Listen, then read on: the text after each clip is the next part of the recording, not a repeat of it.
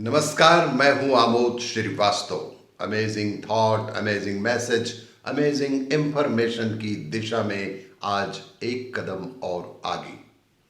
आज के इस कहानी का शीर्षक है ईमानदारी ही सर्वोपरि है। आपको ये मेरा वीडियो अच्छा लगे तो लाइक करें, शेयर करें और लाल बटन दबाकर सब्सक्राइब अवश्य करें। साथ ही बेल आइकन दबाना बिल्कुल ना भूलें। आज के इस कहानी का शीर्षक है ईमानदारी ही सर्वोपरि है। रोहित नाम का एक व्यक्ति था जो स्वभाव का बहुत ही गंभीर था। समय के साथ उसकी पढ़ाई भी पूरी हो चुकी थी, लेकिन पढ़े लिखे होते हुए भी उसके पास कोई नौकरी या काम नहीं था। इस कारणवश वह दिन रात काम की तलाश में इधर उधर भटकता रहता था। रोहित बेहद ईमानदार व्यक्ति था, इसलिए उसे काम मिलने में मुश्किल आ रही थी कि कहीं कहीं उसकी ईमानदारी भी आड़े आ जाती थी। दिन पर दिन बीते जा रहे थे। जीवन यापन के लिए उसे मजदूरी करनी पड़ी, क्योंकि रोजी रोटी के लिए उसके पास अभी कोई भी दूसरा विकल्प नहीं था। पढ़ा लिखा होने के बाद भी बेचारा मजदूरी करने के लिए मजबूर था। रोहित के व्यवहार से यह साफ दिखता था कि वह एक पढ़ा लिखा इंसान है। एक दिन रोहित सेठ के घर का काम कर रहा था कि सेठ का पूरा ध्यान रोहित पर ही केंद्रित था। पूरा दिन सेठ जी उस रोहित के आचरण को, उसके काम को निरंतर देखते रहे और धीरे धीरे सेठ को समझ में आने लगा कि रोहित एक पढ़ा लिखा, होशियार और बेहद ईमानदार लड़का है, लेकिन हालात से मजबूर होकर उसे मजदूरी का काम करना पड़ रहा है। सेठ को अपने जरूरी कामों के लिए एक बेहद ईमानदार और पढ़े लिखे व्यक्ति की जरूरत भी थी।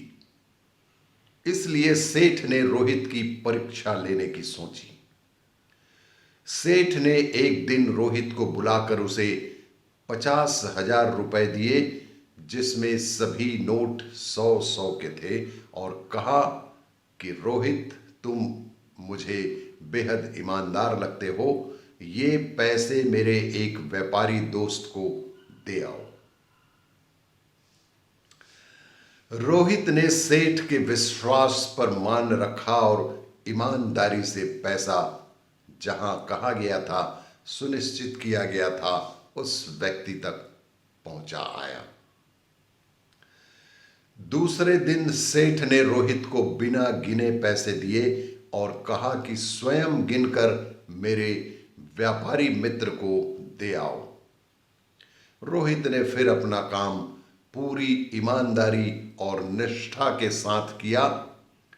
सेठ पहले से ही पैसे गिन कर रखता था, पर वो तो रोहित की ईमानदारी की परीक्षा लेना चाहता था, उसकी ईमानदारी को देखना चाहता था।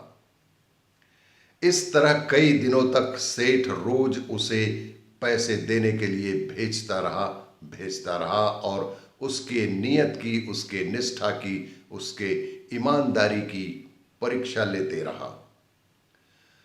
रोहित की आर्थिक हालत बहुत ही खराब थी, लेकिन एक दिन उसकी नीयत खराब हो गई और उसने 100 रुपए चुरा लिए, जिसका पता सेठ को लग चुका था, पर सेठ ने उसे कुछ नहीं कहा।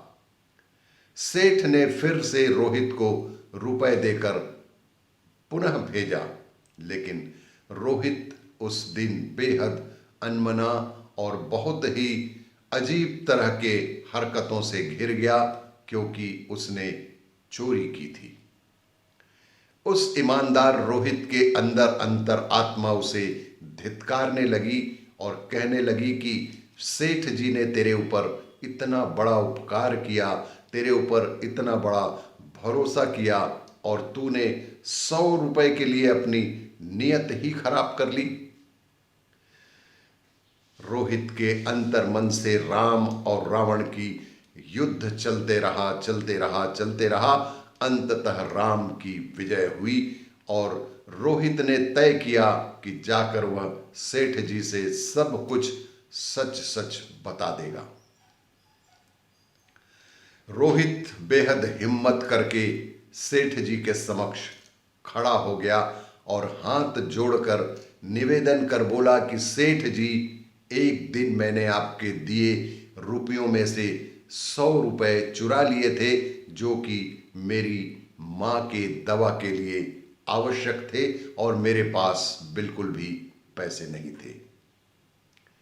सेठ जी ने उस रोहित के भोलेपन पर उसे अपने गले से ही लगा लिया और कहा कि मुझे तो पहले से ही मालूम था रोहित कि उस दिन मैंने जानबूझकर 100 रुपए उस गड्डी में अधिक ही दिए थे।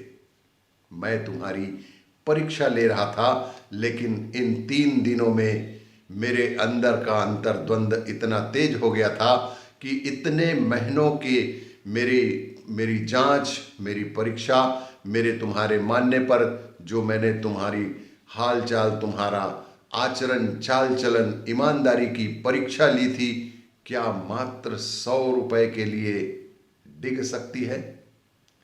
ईमानदारी सदैव ही सर्वोपरि है और यह सर्वोच्च नीति भी है।